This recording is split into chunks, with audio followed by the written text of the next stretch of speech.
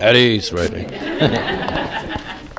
My name is Jim O'Kelley, and I'm a senior like a lot of people in this room, but a lot of them aren't.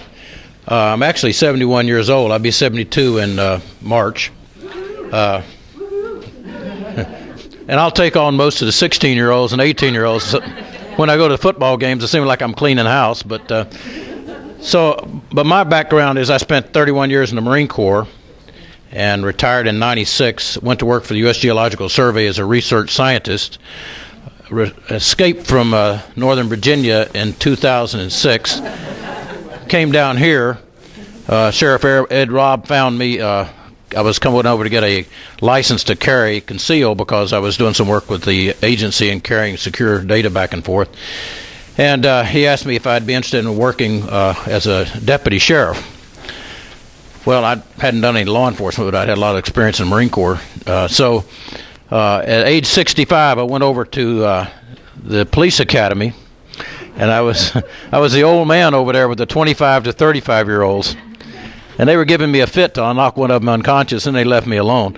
So, so the only reason I tell you that is because don't underestimate us senior citizens. You know, some of us can still kick tail and take names, and I think that's an important thing to know because, you know, you think senior, you think, my gosh, they're all shriveled up and they're done, and we're not.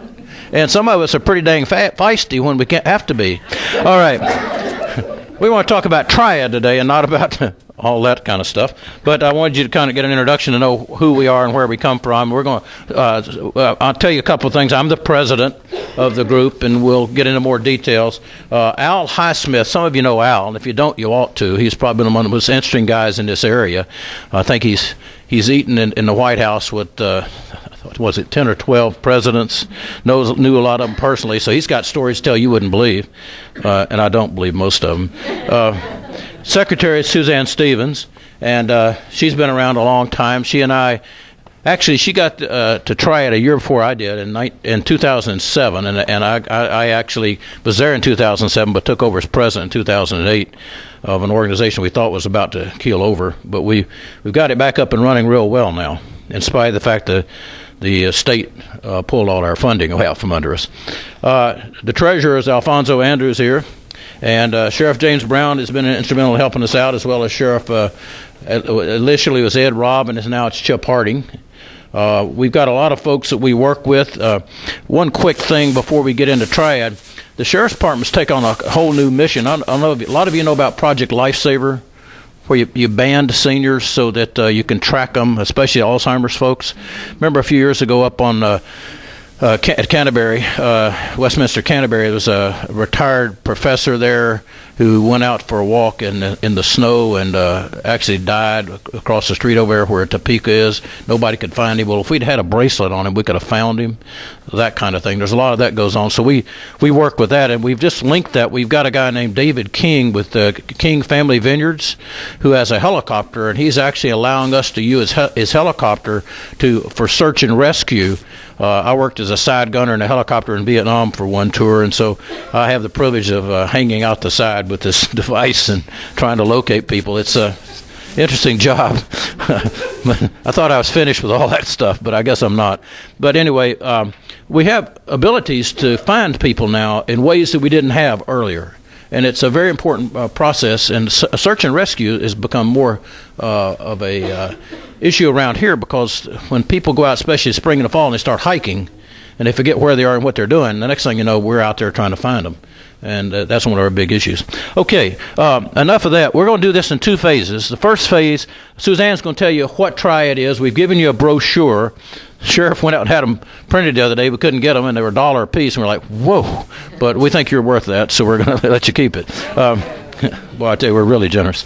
The second thing is, she's going, after she tells you about it, I'm going to talk to you about some of these, what we call gadgets, or things that we give to seniors in order to try to get the seniors to focus on their own security and safety and all, and tell you about some of the actual presentations we give to seniors where we talk about things like home safety, etc. All right. Let me sit down before I get hurt. I knew it was risky letting him do the introduction, so As you know, I'm Suzanne Stephens. I have been with Triad for a little over 7 years. I started as a representative of Home Instead Senior Care, but have now continued as a volunteer with them, even though I'm with Home Instead Senior Care still. As Jim said, we've kind of struggled, but we finally found our footing a few years ago. How many of you have heard of Triad? Yeah, that's been our struggle. We have a real public relations issue. It's actually a program that has been around since 1988, not in this area, but nationwide. It's not an acronym. It actually stands for the three founding organizations, which were AARP, the International Association of Chiefs of Police, and the National Sheriff's Association. It originated in Louisiana. It started here in Virginia in 1995. It was started by then Attorney General Jim Gilmore. And so we now have, I think, 200 plus triads in the state of Virginia. Different cities, towns, counties have formed their triads. In this area, we are the Charlottesville Albemarle Triad. There's a Greene County, there's an Orange County. I think Fluvanna just got one started maybe within the last year or two. So it's still continuing to grow.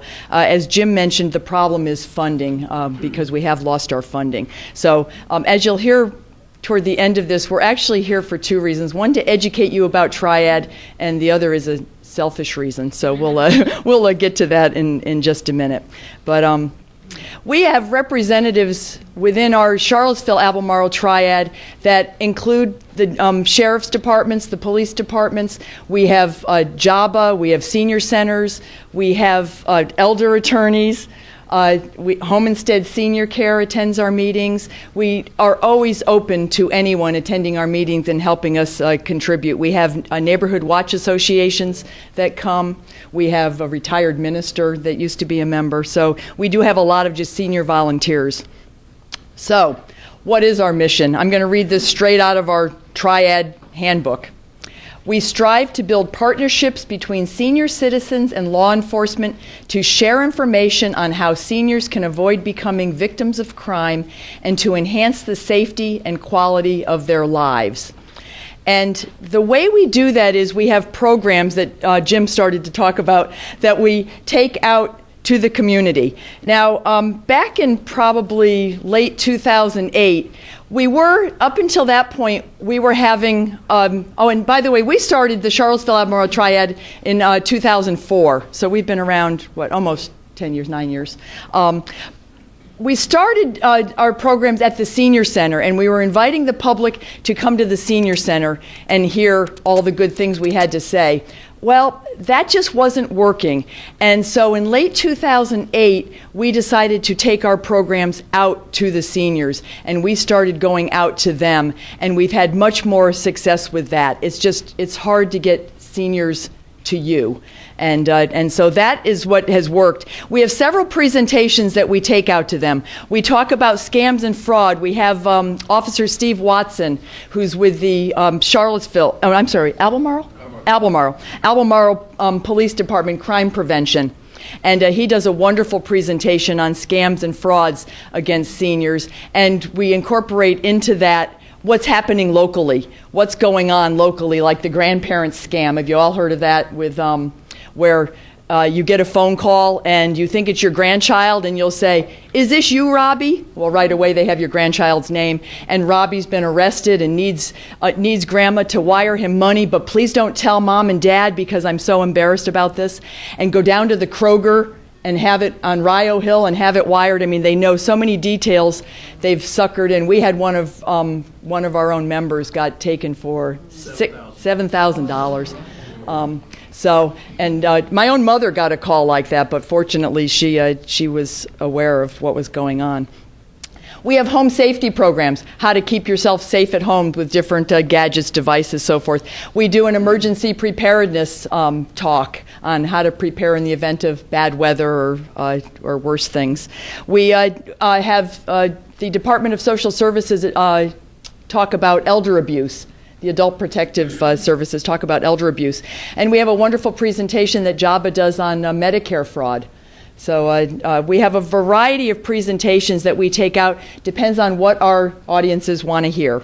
And we do this all free of charge. We just ask them to make it known to their members that we're doing this. Some of the communities that we have reached out to, we've probably been to all of the senior centers. We've had a number of churches that have invited us in. There's one church on Park Street. I think it's the First United Methodist. They do a birthday party for their members every month, and it's a very large group of about 100 people, and they're always looking for speakers. So we've gotten in there a couple of times. First Baptist Church. AARP, the local chapter, we've talked with them. The Albemarle Retired Teachers Association. We've been to a lot of the assisted living facilities, as well as a lot of the senior residential. We've been to Branchlands, we've been to Jefferson Heights, Westminster, Canterbury, Woods Edge. We've been here at Our Lady of Peace talking. So we have a lot of places that we go. Our audiences range from anywhere from 10 to 15 up to over 100. We also do safety fairs. Whenever a company in town invites us to their safety fairs. So that kind of gives you an idea of what Triad is and what we do. Jim is going to talk about some of the devices that we provide. I think, have you handed out the Files of Life? No. Oh, okay. He's going to talk about one of our other key activities, the File of Life. These are Energizer flashlights, and you plug them in, and they charge up while the power's going. When the power goes off, you got a flashlight that'll last up to 20 hours on low beam, and you can pick it up and use it. And if you have it, I have 2 or 3 in my house. Of course, I'm testing these things out for the organization. But when the power goes off, you can actually pick these things up and use them as a flashlight. Why would you need to light a candle? I grew up, and every time the power went off, we lit candles. I guess I'm lucky we're still here. I've seen people with Coleman lanterns. I had a guy in a bunker in Vietnam. I was in a place called Khe Sanh. Well, he had a Coleman lantern down in the bunker, and he was my radio man. We started getting mortars, and the Coleman lantern turned over. All the stuff went on his arm, and his skin burned right off of him, right up his arm. So what I'm saying by all this, all these things are extremely dangerous, and people have gotten used to them, and they don't realize how dangerous they really are. This is pretty much fail-safe as far as I can tell, unless you wet your finger and stick it in with the plug or something like that. If you're doing that, you probably deserve it. If you want to take a look at some of these, I'll have them up here for you to look at. Pardon me? Okay. I'll put one over here, and we'll try another one on the other side here. Okay. And you can see that you can buy these things. Now, we've been very lucky. Martin's Hardware, and I'm not pushing Martin's Hardware, but they've been very lucky we've been lucky to have them give them to us at wholesale value at about $8.82 a piece. I think they cost around $18 if you bought them. The other thing that we do that I really think is one of the more important things here in the area, if I can get it to come up, this is something called File of Life. Some of you, how many of you know about File of Life? Okay.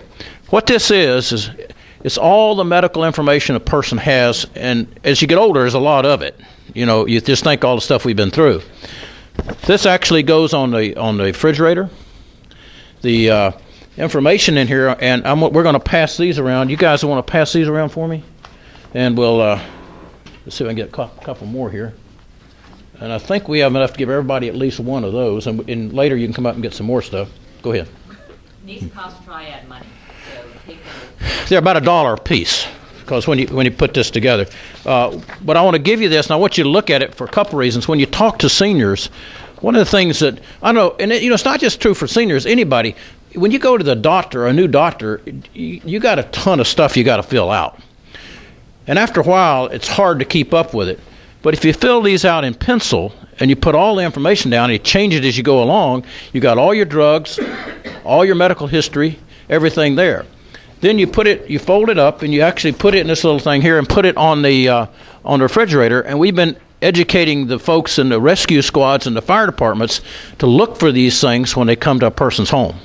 So it serves a double purpose. I carry the thing with me when I go to a new doctor because I've got the information aid right there on the spot. So these things are called Files of Life. That's one of our biggies we give out. We try to get it to all the seniors any place we go, and I think we've had some pretty good luck with that. On the other hand, we don't always give these things out. We use them. What I've had to start doing because of cutting our salary, we take these things and we use them as door prizes and say we'll do 10 to 15% of the people there. We'll have a drawing at the end of the talk, which also keeps them in place. And it works real well because then we give out a certain number of them. And the way we normally do it, if somebody comes and says, I really would like to have one of them, I've got a few extras and I try to keep them around. But primarily the idea is to educate them as what's available. There's a couple other things real quick. Have any of you seen these things called beacon lights? This is a kind of a strobe light. And if a person lives in their own home, and we're talking about aging in place, or a lot of people have their own home, you take and you put these out on the front porch light in place of the light itself.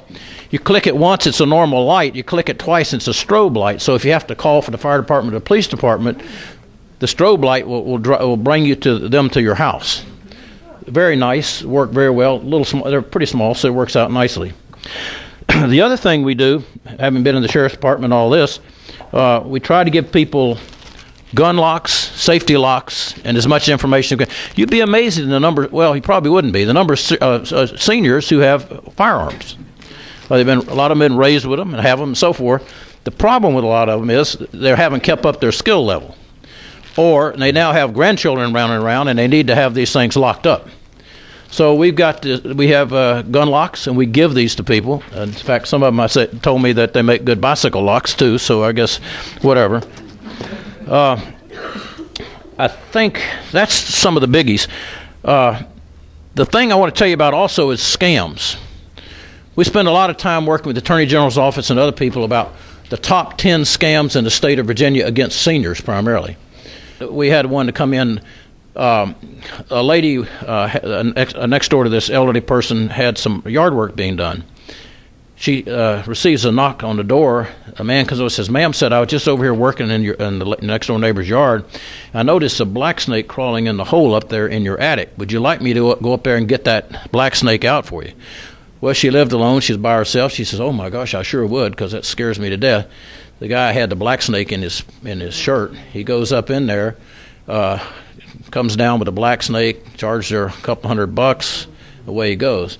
I mean, these kind of scams are going on all the time. You've probably seen the one from over across the mountain in Waynesboro where the meat truck shows up and they got extra meat they're trying to sell. Steve Watson's talking about that one all the time. He says, hey, the Albemarle County Police are chasing these guys all over the county and trying to keep up with them, and it's very difficult to do. So these are the kind of things we try to talk about, and that's why it's important to have the police and the sheriff's department working with you, because of the fact we get all this kind of information. We try to get it out to the public, but a lot of times that information doesn't make it to the public in the most effective manner. So if I can get you face-to-face, one-on-one, and eyeball-to-eyeball, we can talk about it, I think I can make a better impression than a TV camera gives you 10 seconds, or it's in the obituary section, or maybe it's not even there. So we have a couple of really big, nice presentations we do on the top 10 scams, frauds, and abuses. So these things are out there, and they're touching people all around us all the time, and that's the sad part. And we don't want that to happen if we can do something about it.